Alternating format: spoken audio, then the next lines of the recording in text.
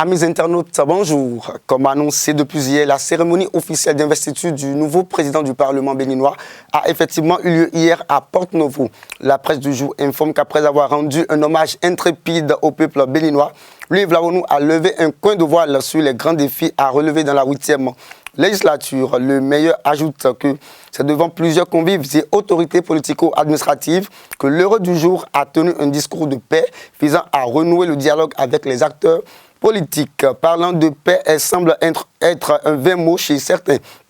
Le pays émergent précise qu'à travers un point de presse tenu hier, Candide Azanaï dénonce la gestion dictatoriale du président Patrice Talon et exige la libération du pouvoir exécutif.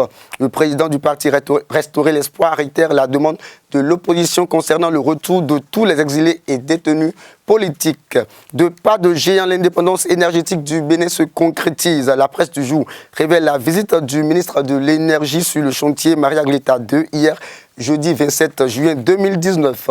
À travers cette visite d'étape d'achèvement de la construction de la centrale électrique de 120 MW, Jean-Claude Oussou a constaté le niveau presque fin des travaux.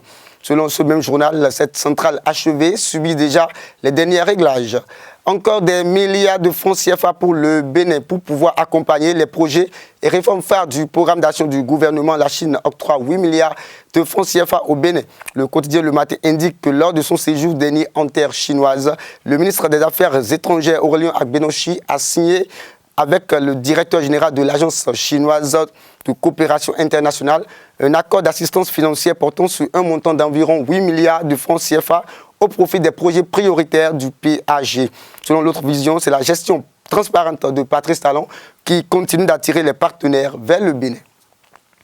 Hors de nos frontières, à présent, le prochain sommet des chefs d'État et de gouvernement de la CEDEAO se tiendra demain samedi au Nigeria. Pendant que certains médias évoquent la création en perspective d'une monnaie unique en 2020, le quotidien Point Média pousse le Bénin à la barre. Ce journal indique que demain à Abuja, la délégation de Patrice Talon va justifier la mort des civils, l'intervention quasi systématique de l'armée et l'entêtement à tenir des élections législatives exclusives.